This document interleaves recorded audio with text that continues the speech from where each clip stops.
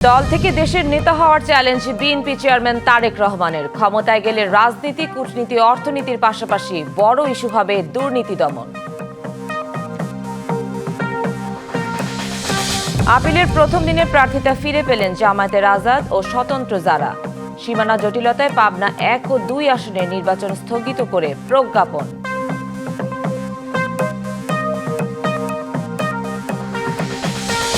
চট্টগ্রামের 16টি সংসদীয় আসনে নারী প্রার্থী নেই বিএনপি, জামায়াত ও এনসিপির। শতাধিক প্রতিদ্বন্দ্বীর মধ্যে নারী মাত্র 3 জন।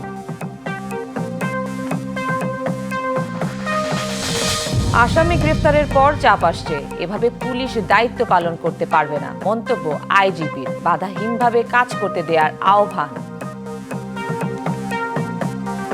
চট্টগ্রামের 16টি সংসদীয় আসনে নির্বাচনী লড়াইয়ে শতাধিক প্রার্থী থাকলেও তাদের মধ্যে নারী মাত্র 3 জন।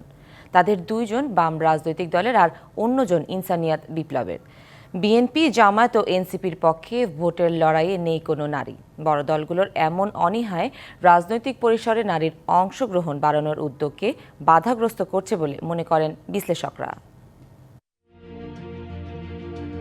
চট্টগ্রামের সংসদীয় আসন 16টি। এসব আসনে এখন পর্যন্ত ভোটের লড়াইয়ে আছেন 102 প্রার্থী। তবে শতাধিক প্রার্থীর মধ্যে নারী রয়েছেন মাত্র 3 জন।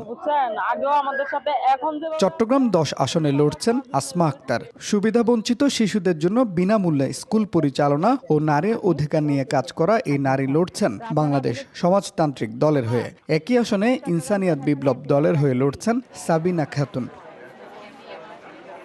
নির্বাচনে প্রার্থী হলেও নানা চ্যালেঞ্জের মুখোমুখি হতে হচ্ছে বলে জানান নারী প্রার্থীরা।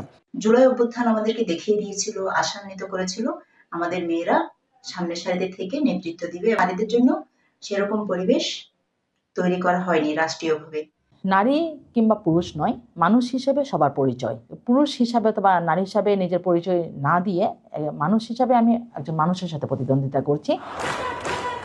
চট্টগ্রাম 11 আসনে প্রতিদ্বন্দ্বিতা করছেন বাসদ চট্টগ্রাম জেলা কমিটির সদস্য দীপা মজুমদার। জুলাই আন্দোলনে সামনের সারিতে থাকা এই নারীও জানান নানা বাধা বিপত্তির কথা। নারী প্রার্থী হিসেবে তো একটা চ্যালেঞ্জ আছেই। পুরুষের সাথে একসাথে হয়ে লড়া, সোসাইটিতে একভাবে নারীদেরকে দেখার জায়গা আছে, তো সেই জায়গা থেকে ওই চ্যালেঞ্জগুলো কিন্তু আমাদেরকে মোকাবেলা করতে হবে। জয়ের সম্ভাবনা ক্ষীণ এমন ধারণা থেকেই বড় দলগুলো নারীদের অগ্রাধিকার দেয় না। পাশাপাশি আইনশৃঙ্খলা পরিস্থিতিও নারী প্রার্থীদের ভোটের মাঠের প্রচারণার অন্যতম অন্তরায়, এমনটাই বলছেন বিশ্লেষকরা। যে নারীদের দিলে যদি হেরে যায় তাহলে তো তাদের সিট কমে গেল। ওইটা একটা ইদানিং যেটা হচ্ছে নিরাপত্তার জায়গাটা, এই যে সার্বিক পরিস্থিতি কিন্তু অনুকূলে নয়। চট্টগ্রাম 5 আসনে জাতীয়তাবাদী আইনজীবী ফোরামের কেন্দ্রীয় সদস্য ব্যারিস্টার শাকিলা ফারজানা ও চট্টগ্রাম 2 আসনে জিন্নাত আক্তার স্বতন্ত্র প্রার্থী হতে মনোনয়নপত্র দাখিল করলেও ভোটার তালিকার সই জটিলতায় তাদের মনোনয়ন বাতিল হয়। Mujibul Haque, DBC news, Chittagong. সুনামগঞ্জে এলপিজি গ্যাসের অস্বাভাবিক মূল্য বৃদ্ধিতে চরম ভোগান্তিতে পড়েছেন সাধারণ ভোক্তারা। সরকার নির্ধারিত দাম উপেক্ষা করে খুচরা বিক্রেতা, ডিলার ও আমদানিকারক পর্যায়ে সমন্বিতভাবে আদায় করছে অতিরিক্ত দাম। এতে ক্ষুব্ধ সাধারণ মানুষ। প্রতিকারে চান কঠোর নজরদারি। সুনামগঞ্জে রান্নার জন্য ব্যবহৃত গ্যাসের বাজারে চলছে নৈরাজ্য। বাংলাদেশ এনার্জি রেগুলেটরি কমিশন চলতি মাসের 4 জানুয়ারি এলপিজির নতুন মূল্য ঘোষণা করলেও বাস্তবে সেই দামে মিলছে না গ্যাস। সরকার নির্ধারিত দামে 12 কেজি সিলিন্ডারের মূল্য 1306 টাকা হলেও বাজারে তা বিক্রি হচ্ছে 1800 টাকা পর্যন্ত। পরিবহন খরচ, সরবরাহ সংকট ও ডিলারের দোহাই দিয়ে অতিরিক্ত দাম আদায় করা হচ্ছে ভোক্তাদের কাছ থেকে, আর আমদানিকারকদের কাছ থেকেই বেশি দামে কিনতে হচ্ছে দাবি ডিলারদের। আমরা তো খুচরা ব্যবসায়ী, আমরা বেচতাম কিনতাম, কারণ ইদানিং আমরা মালটাল কিছু দেয় না, কোনো কোম্পানি মালটাল দিতেছে না। খরচ আছে, ঘর ভাড়া আছে, কারেন্ট বিল আছে, এই মিলাই আমি এখন বর্তমানে 1470-1500 বেশি। খুচরা বিক্রেতার দেয়া ভাউচারের সূত্র ধরে ডিলারের কাছে গিয়ে দেখা যায় দোকানে টাঙানো মূল্য তালিকায় সরকার নির্ধারিত দাম লেখা থাকলেও বাস্তবে তা মানা হচ্ছে না। ভাউচার আমরা পাইছি, এখন আপনি এত টাকা করে বিক্রি করতেছেন, গ্যাস হয় নাই, কত টাকা করে বিক্রি করতেছেন ওইটা বলেন। 1400 টাকা, 1400 সরকারি তো 1306 টাকা দেখলাম। এমন পরিস্থিতিতে বাজার ব্যবস্থাপনা নিয়ে ভোক্তাদের মধ্যে দেখা দিয়েছে ক্ষোভ। বিলালে দাম বাড়তি দেয় এই জন্য তারা না কাউকে বলতে বেছে তোমার জগৎ দোকানদার বলতে গ্যাস আগে 1200 থেকে 1250 পর্যন্ত কিনছি, এখন আমরা 1550 কিনা লাগে। এদিকে অতিরিক্ত দামে গ্যাস বিক্রির অভিযোগ পেলে নিয়মিত অভিযান চালানো হচ্ছে দাবি জেলা ভোক্তা অধিকার সংরক্ষণ অধিদপ্তরের। আমরা বিভিন্ন জায়গায় অভিযান পরিচালনা করছি, ভোক্তা অধিকার সংরক্ষণ অধিদপ্তর থেকে অভিযান পরিচালনা করা হচ্ছে এবং আমরা যখনই কোনো ধরনের এরকম প্রমাণ পাই যে অতিরিক্ত দামে বিক্রি করছে, আমরা সাথে সাথে ব্যবস্থা গ্রহণ করছি। অভিযান চললেও থামছে না গ্যাসের দামে এই নৈরাজ্য। তাই বাজার ব্যবস্থাপনায় আরও কার্যকর নজরদারির দাবি সাধারণ মানুষের। DBC news desk. চট্টগ্রাম থেকে ভারতের ভিসা আবেদন কার্যক্রম বন্ধ থাকায় রোগীদের জন্য বিকল্প হয়ে উঠেছে চীন। দেশটির দুটি স্বনামধন্য হাসপাতালের 8 জন বিশেষজ্ঞ চিকিৎসক রোগীদের বিনামূল্যে চিকিৎসার পরামর্শ দিয়েছে। এছাড়া 3 পার্বত্য জেলা কক্সবাজার থেকেও শতাধিক রোগী চট্টগ্রামে এসে বিশেষজ্ঞ চিকিৎসকদের পরামর্শ নিচ্ছেন। একসময় ভারতই ছিল বাংলাদেশি রোগীদের চিকিৎসার প্রধান গন্তব্য। গেল বছর চট্টগ্রামে ভারতীয় সহকারী হাইকমিশনে হামলার পর অনির্দিষ্টকালের জন্য ভিসা আবেদন কার্যক্রম বন্ধ ঘোষণা করা হয়। অসুস্থ হয়েও ভিসা জটিলতায় ভুগছেন অনেক রোগী। ভিসা বন্ধ ও চিকিৎসা সেবা গ্রহণের সুযোগ কমে যাওয়ায় থাইল্যান্ড ও সিঙ্গাপুর সহ বিভিন্ন দেশে বাংলাদেশি রোগীদের ভিড় বাড়তে থাকে। এরই মধ্যে বিকল্প হিসাবে আলোচনায় উঠে আসে চীন। আউটপুটটা আমি জাস্ট এখন দেখাইছি, মোটামুটি ওনার একটা ভালো সাজেশন দিচ্ছে, এটার উপরে বেস করে আমরা পরবর্তীতে ওনার ট্রিটমেন্ট যেভাবে নেয় এবং আমরা নেব আর কি। 2 বছর আগে অপারেশন হয়েছে, ওগুলা এখনো খোলা হয় নাই, একটু দেখানোর জন্য পরামর্শ নেবে দিবে কিনা। চীনের দুটি হাসপাতালের স্বাস্থ্যসেবা চট্টগ্রামে রোগীদের নিশ্চিত করতে বেশ কয়েকটি প্রতিষ্ঠানের সাথে সমঝোতা স্মারক সই হয়। চাইনিজ গভর্নমেন্ট চাই যে বাংলাদেশ থেকে যারা বিদেশে যেতে চাচ্ছে কিন্তু বিভিন্ন কারণে ভিসা পাচ্ছে না, তারা চায়নাতে যেতে পারবে এবং চায়নার উন্নত ট্রিটমেন্ট নিতে পারবে। Patients to solve their medical problem, especially those ones who would like to seek better treatment effects and also who haven't been to China but want to try about Chinese medical service. দক্ষিণ এশিয়ার দেশগুলো বিশেষ করে বাংলাদেশের রোগীদের স্বাস্থ্যসেবা খাতে আরও প্রসার ঘটানোর উদ্যোগ নিয়েছে চীন সরকার। মাসুদুল হক, ডিবিসি নিউজ, চট্টগ্রাম। নানা সংকটে দীর্ঘদিন ধরে স্বাস্থ্য সেবায় অবহেলিত পঞ্চগড়ের প্রায় 12 লাখ মানুষ। 100 শয্যার আধুনিক সদর হাসপাতালে প্রতিনিয়তই বাড়ছে রোগীর ভিড়। শয্যার বিপরীতে রোগী ভর্তি 3 গুণেরও বেশি। এমন পরিস্থিতিতে সরকারি উদ্যোগ ছাড়াই বিভিন্ন রাজনৈতিক দল ও সাধারণ মানুষের সহযোগিতায় স্বাস্থ্য সহায়তা তহবিল গঠন করে চালু হতে যাচ্ছে পঞ্চগড় আধুনিক সদর হাসপাতালের নতুন ভবন। 1984 সালে জেলা গঠনের পর নির্মাণ হয় 50 শয্যার পঞ্চগড় আধুনিক সদর হাসপাতাল। এটি 2005 সালে 100 শয্যায় উন্নীত হয়। পরে 100 শয্যা থেকে বাড়িয়ে 250 শয্যা করা হয় 2017 সালে। ওই বছরের ডিসেম্বরে নতুন 150 শয্যার কাজ শুরু হয়। বারবার মেয়াদ বাড়িয়ে কাজ চলে 2024 সাল পর্যন্ত। হাসপাতালে রোগীর চাপ বাড়লেও বাড়েনি চিকিৎসক ও জনবল সহ প্রয়োজনীয় সরঞ্জাম। বহির্বিভাগে রোগীর উপচে পড়া ভিড়। ভেতরে জায়গা সংকুলন না হয় মেঝেতে ও বারান্দায় শুয়ে চিকিৎসা নিচ্ছেন রোগীরা। ভোগান্তিতে রোগী ও স্বজনরা। বাইরে আসি, শীত বৃষ্টি অনেক সমস্যা হচ্ছে। রাতের বেলা এখানে কিন্তু থাকা যায় না। বারান্দায় দেখা যায় অনেক শিশু আছে যারা বাইরে থাকতে কিন্তু পারতেছে না ঠান্ডার কারণে। রোগীর চাপ বেশি, আর রোগীর চাপ বেশি হওয়ার কারণে ডাক্তারগুলো বর্তমানে হিমঝিম খাচ্ছে। পঞ্চগড় আধুনিক সদর হাসপাতালে রোগীর চাপে খোলা বারান্দায় চলছে চিকিৎসা কার্যক্রম। এতে চিকিৎসকরা যেমন হিমশিম, তেমনি ভোগান্তির শিকার রোগীরা। আসন সংখ্যার থেকে দ্বিগুণেরও বেশি রোগী হওয়ার কারণে রোগীদের এবং চিকিৎসকের উভয়ের পক্ষেই এটা ম্যানেজ করা অত্যন্ত কঠিন হয়ে দাঁড়ায়। তারপর আমরা সর্বাত্মক চেষ্টা চালাচ্ছি রোগীদের যথাযথ চিকিৎসা দেওয়ার জন্য। রাজনীতিবিদ ও সাধারণ মানুষের সহযোগিতায় স্বাস্থ্য সহায়তা তহবিল গঠন করে চালু হচ্ছে হাসপাতালের 150 শয্যার নতুন ভবন। নিজেরাই আর্থিক সহযোগিতা দিয়ে একটি ফান্ড তৈরি করে এইটাকে চালু করার ব্যবস্থা করতেছে। এখানকার বেড, স্টাফ যত কিছু আছে সেই ফান্ড থেকেই এটা চলবে। বিশিষ্ট ব্যবসায়ী, রাজনৈতিক দল এবং কিছু চাকরিজীবী সবাই মিলে এটা যে একটি অর্থ ডোনেট করেছে এটিকে চালু করার জন্য, সেটি হয়তো 10 মাসের মতো থাকতে পারে, কিন্তু এরপরে এটার কি হবে। হাসপাতাল কর্তৃপক্ষ জানিয়েছে ভোগান্তি কমাতে স্থানীয়দের সহায়তায় মেডিসিন বিভাগের 100 বেড স্থানান্তর করে নতুন ভবন চালুর প্রস্তুতি চলছে। এতে পুরাতন ভবনের চাপ কিছুটা কমবে আশা করছেন তারা। বিত্তবানদের কাছ থেকে একটা পঞ্চগড় স্বাস্থ্য সহায়তা তহবিল একটা গঠন করে আমরা কিছু লজিস্টিক কেনার ব্যবস্থা করেছি এবং আমাদেরকে অধিদপ্তর এবং মন্ত্রণালয় থেকে আমাদের পর্যবেক্ষণ চিকিৎসক আমাদের এখানে পদায়ন করবেন মর্মে আমাদেরকে নিশ্চয়তা দিয়েছে।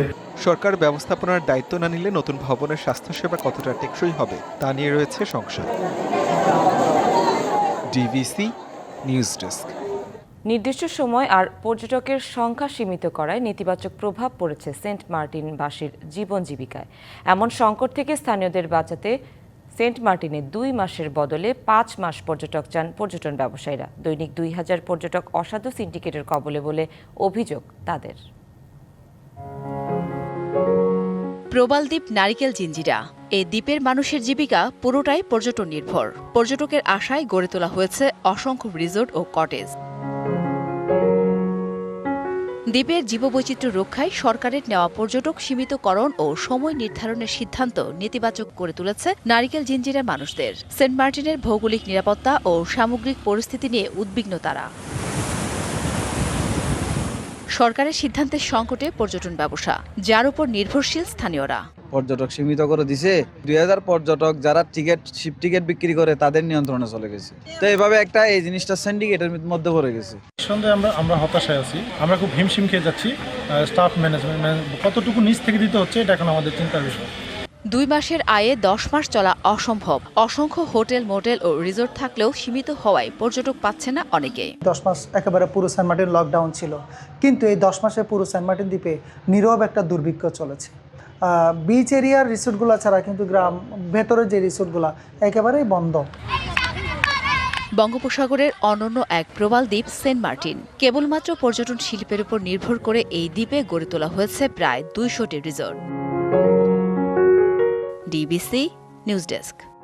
ইরানের সর্বোচ্চ নেতা আয়াতুল্লাহ আলী খামেনির বিরুদ্ধে আন্তর্জাতিক চাপ যেমন বাড়ছে, তেমনি দেশের ভেতরেও বিভিন্ন স্তরে বিরোধিতা জোরালো হচ্ছে। ইরানের ভেতরে খামেনির বিরুদ্ধে বিরোধিতা কোনো সংগঠিত একক নেতৃত্ব নয়, বরং নারী, ছাত্র, সংস্কারপন্থী, রাজনীতিবিদ, জাতিগত, সংখ্যালঘু ও নাগরিক সমাজের বিভিন্ন অংশের নেতৃত্ব দিচ্ছে।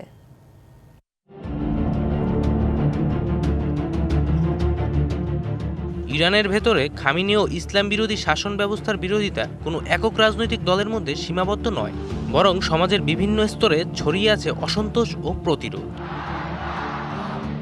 কয়েক বছরের সবচেয়ে দৃশ্যমান বিরোধিতা হয়েছে নারী ও নাগরিক আন্দোলন থেকে। বাধ্যতামূলক হিজাব আইন, পুলিশের ভূমিকা এবং নাগরিক স্বাধীনতা খর্ব হওয়ার প্রতিবাদে নারী জীবন স্বাধীনতা স্লোগানে রাস্তায় নামেন হাজারো নারী ও তরুণ। বেকারত্ব, রাজনৈতিক দমনপীড়ন এবং ভবিষ্যতের অনিশ্চয়তা, এই 3 ইস্যুতে বিক্ষোভ জমেছে বিশ্ববিদ্যালয়গুলোতে।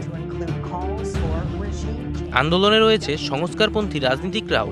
2009 সালের বিতর্কিত নির্বাচনের পর থেকে মীর হোসেন মুসাভি, মেহেদি কাররুবির মতো নেতারা গৃহবন্দী। সাবেক প্রেসিডেন্ট মোহাম্মদ খাতামির রাজনৈতিক প্রভাবও এখন সীমিত। এছাড়া রয়েছে জাতিগত সংখ্যালঘুদের অসন্তোষ। কুর্দি, বালুচ ও আরব অধ্যুষিত অঞ্চলে দীর্ঘদিন ধরে বৈষম্য ও দমনপীড়নের অভিযোগ রয়েছে। কোথাও রাজনৈতিক আন্দোলন, কোথাও সশস্ত্র প্রতিরোধ। ইরানের বাইরে অবস্থান করলেও রাজতন্ত্রপন্থী গোষ্ঠী দেশটির ভেতরে প্রভাব বিস্তারের চেষ্টা করছে। শেষ শাহের পুত্র রেজা পাহলভিকে কেন্দ্র করে এই সমর্থন গড়ে উঠেছে, যার কিছু গোপন নেটওয়ার্ক ইরানের ভেতরে সক্রিয় বলে দাবি করা হয়। এমনকি শিয়া ধর্মীয় প্রতিষ্ঠানের ভেতরেও খামেনির ক্ষমতার কাঠামো, বিশেষ করে ভেলায়েতে ফকি ব্যবস্থার সমালোচনা রয়েছে।